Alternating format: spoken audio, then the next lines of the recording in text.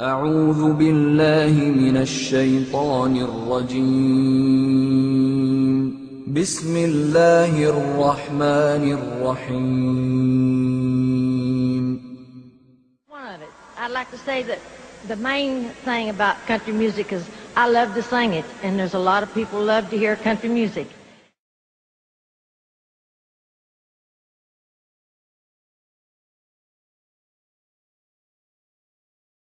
And you take, for instance, like Loretta Lynn. She says on national television, and I have the data on it, that I heard it myself. She said that she was made successful in her singing career by a dear friend of hers that was the same age as she, and died when she was 18 years of age. And Loretta was trying to get into the singing world, you know, but she says, I had no success at all. Until one night I was sitting in bed reading a book. And she says, who walks right through the wall but my friend, the spirit of my friend? And she says, Loretta, I'm going to make you a very famous person in singing Western country music, and I will be with you all the time. Trust me. And she says she had a big concert once, and she was coming down with this bad cold. And she thought that her voice was going to give. She talked to her spirit and felt that she was going to be helped. And she got on the stage and she started to sing, and right in the middle of where she really needed the power at all.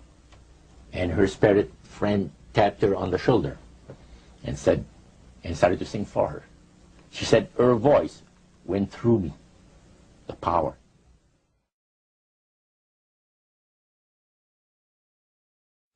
He said, the supposed spirits of the dead that you're talking with are demon spirits.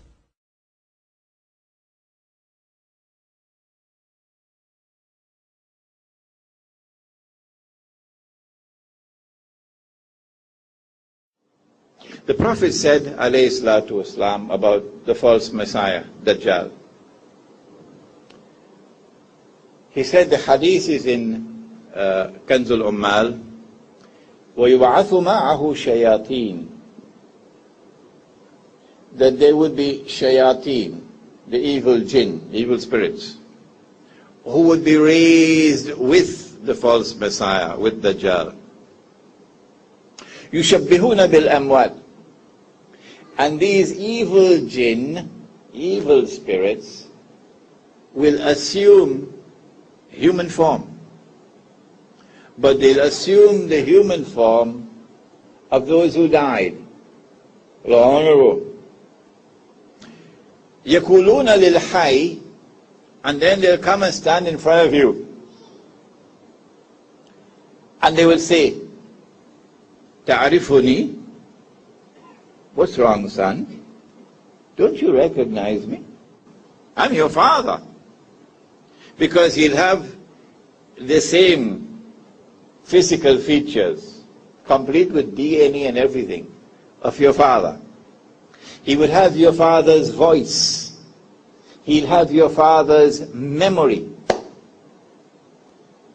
And he will declare, I am your father. Ana abuk. Ana akhuk. I am your brother who died 40 years ago.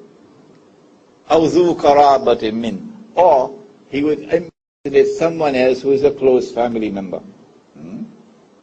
The evil jinn taking human form and taking the form of those who died and coming before those who are living.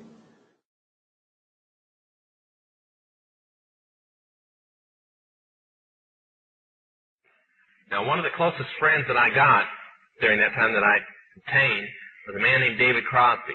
Crosby, Still, Nash & Young. I saw David the day before Christmas last year, talked with him. I got him away from this witch that he had with him. He told her to go shopping. We were in West Hollywood, and I was witnessing around to people I knew. We went off in this store, and we started talking. I said, David, I'd like to ask you a couple questions. I said, I already know the answers, but I've been gone for 5 years. I'd like to know if certain things are still the way they were when I left. I said, now I'll have to explain some of this when I'm done, because you're not going to understand it all unless you know something about music. I said, do they still take the master to the temple room? Dave said, yeah. I said, do they still have the coven conjure demons into the master? He said, of course. I said, now, I got to know something.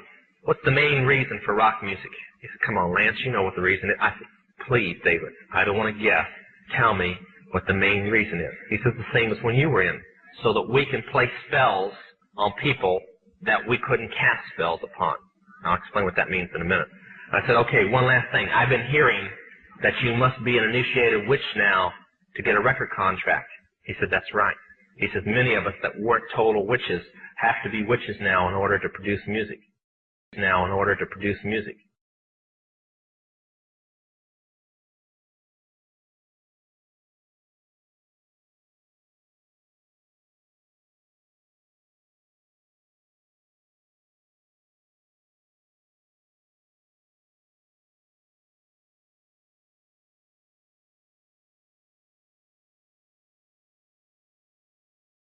After it's been recorded, it's taken in. This is why a master's cut months in advance before it's released. On the full moon, it's taken in to a temple room about the size of this auditorium that is in every one of the major music companies, behind locked doors up in the executive offices. And it's placed on an altar sitting in the north of the room and a pentagram engraved in the floor. And 13 hand-chosen witches and wizards and a coven come in and conjure a principality or a power up, usually Regia or something like that, and order him to tell the demons under him to follow every record and every tape coming off of that master. If that's too hard for you to believe, I'm sorry. That's why they do it.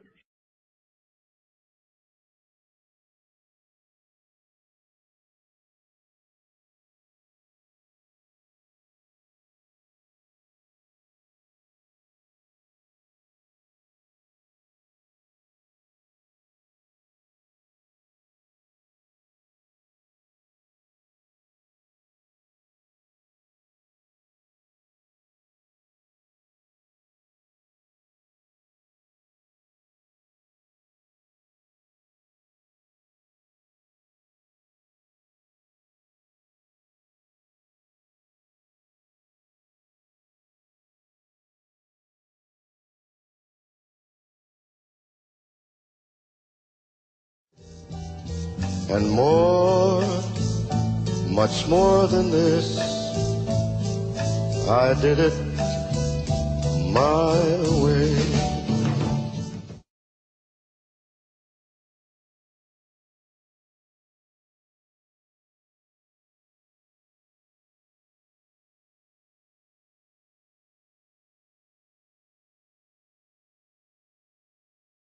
Hailed as one of history's Wolfgang Amadeus Mozart, a Freemason himself, composed a symphony, which was an open display of Freemasonry. The symphony is based on a story taken from Egyptian mythology of Isis and Osiris. The pagan rites of ancient Egyptian mythology form, through the Kabbalah, one of the fundamental aspects of Freemasonry.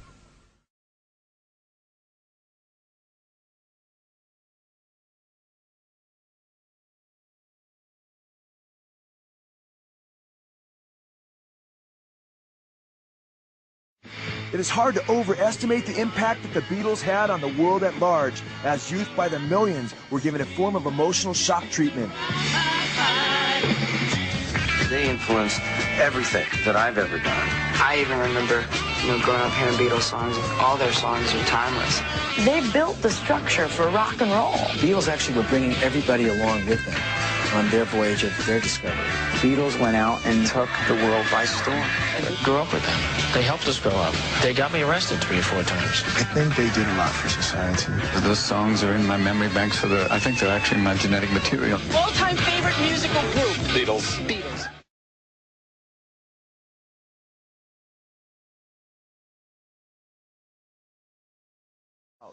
When you go back and listen to Sgt. Pepper's, they were brilliant. Sgt. Pepper changed the world.